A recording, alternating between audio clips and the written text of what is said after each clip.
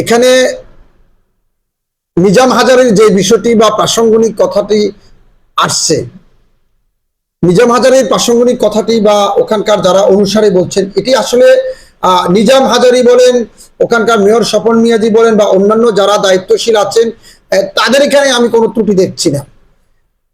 আমি অর্থের লোভে পড়ে একজন মানুষের উপর আমরা একেবারে ভর করে আছি।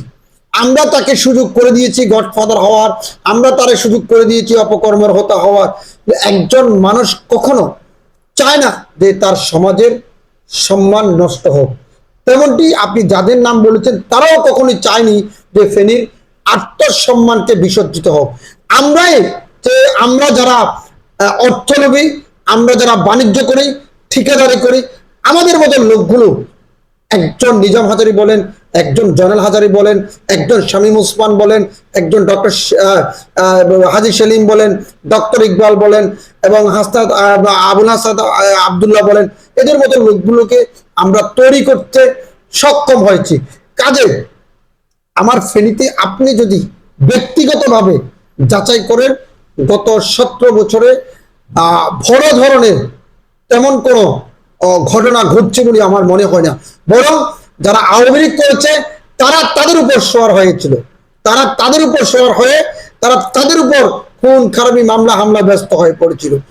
আমরা মনে করব আমাদের ফেনী শহর আলোকিত ছিল, উন্নত ছিল এবং ফেনী শহরকে আমরা সবাই মিলে আগলে রেখেছিলাম আমাদের বুকে করে।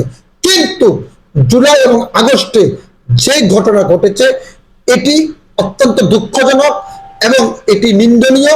এটি কোনো প্রকারে এই ঘটনার সাথে যারাই জড়িত আছে তারা কেউ ক্ষমার যোগ্য নয় এবং তারা নিজেরাও জানে এটা ক্ষমার যোগ্য নয়। কাজে এখানে আমার বলার কিছুই নেই।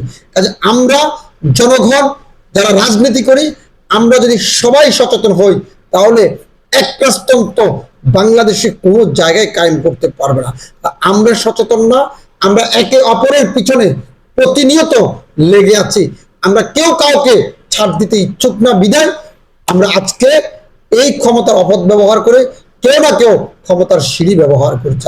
ফেনী পৌরসভা কেন্দ্রিক যে বিষয়টি পৌর মেয়র নিয়ে চাঞ্চল্যকর পরিবেশ সৃষ্টি হয়েছে, দেখেন জুলাই আগস্টের পর চট্টগ্রাম সিটি কর্পোরেশনের বিএনপির মেয়র সাদাত হোসেন মেয়র নির্বাচিত হয়েছেন আইনের মাধ্যমে। দ্বিতীয়বার ঢাকা দক্ষিণের বিএনপির নেতা ইশরাক হোসেন, তিনিও আইনের মাধ্যমে মেয়র ঘোষণা করা হয়েছিল। কিন্তু এই বিষয়টি যদি নির্বাচনটি যদি অবৈধ হয় তাহলে মেয়রগুলো কিভাবে বৈধতা পাচ্ছে? তাহলে সে অনুপাতে বাংলাদেশে ধরেন জামাতের শত শত জনপ্রতিনিধি একেবারে ব্যালটের মাধ্যমে নির্বাচিত হয়েছেন, বিএনপির শত শত নেতা কর্মী সারা বাংলাদেশে ব্যালটের মাধ্যমে নির্বাচিত হয়েছেন, অনেক জায়গায় ভোট হয়েছে।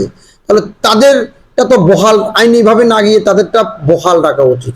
যে সমস্ত জায়গা বা যে সমস্ত স্থানে আপনার উচ্ছৃঙ্খল এবং নির্বাচন হয়নি, দিনের ভোট রাতে হয়ে গেছে, সে সমস্ত জায়গায় জনপ্রতিনিধিগুলো উদ্রোহ করে নতুন জনপ্রতিনিধি, নতুন প্রশাসন নিয়োগ করা প্রয়োজন ছিল। ফেনী পৌরসভা নির্বাচন হয়নি সেটি আমি জানি। যেহেতু নির্বাচন হয়নি যেহেতু আমি ওখানে একজন ক্যান্ডিডেট ছিলাম, সেহেতু আমার অগ্রাধিকার ভিত্তিতে পৈতৃক সম্পদ বলা যায় এটা, যদিও আমার সাথে এটা যায় না, কিন্তু এটি আমার পৈতৃক সম্পদ। যেমনটা বলি, আপনি এখন অনেক বড় লোক হয়ে গেছেন, কিন্তু আপনি কি আপনার গ্রামের বাবার সম্পদকে ছেড়ে দিবেন? কখনো দিবেন না, সেটা আপনার অংশীদার নেবেন। এখন আপনি ঢাকাতে 10টা বাড়ি আছে, সেজন্য কি আপনি গ্রামের 500 টাকার জায়গাটাকে আপনি ক্রয় করবেন না? অবশ্যই করবেন। সেই ধারাবাহিক অনুযায়ী আমি আমার পৈতৃক সূত্রে সেই পৌরসভার পৌর মেয়র এর দাবিটি করছি। তার অর্থ এই যে পৌরসভাটি জনপ্রতিনিধি এবং রাজনীতিবিদের কাজ, এখানে কোনো প্রশাসনিক ক্যাডারের কাজ নয়।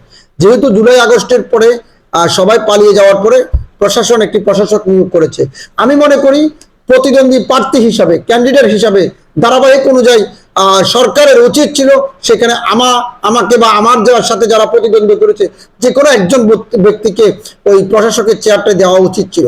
তাহলে কি হতো, জনগণের মাঝে আস্থা, ভালোবাসা এবং সকল ধরনের জনসেবামূলক কর্মকাণ্ডগুলো আমরা উপলব্ধি করতে পারতাম।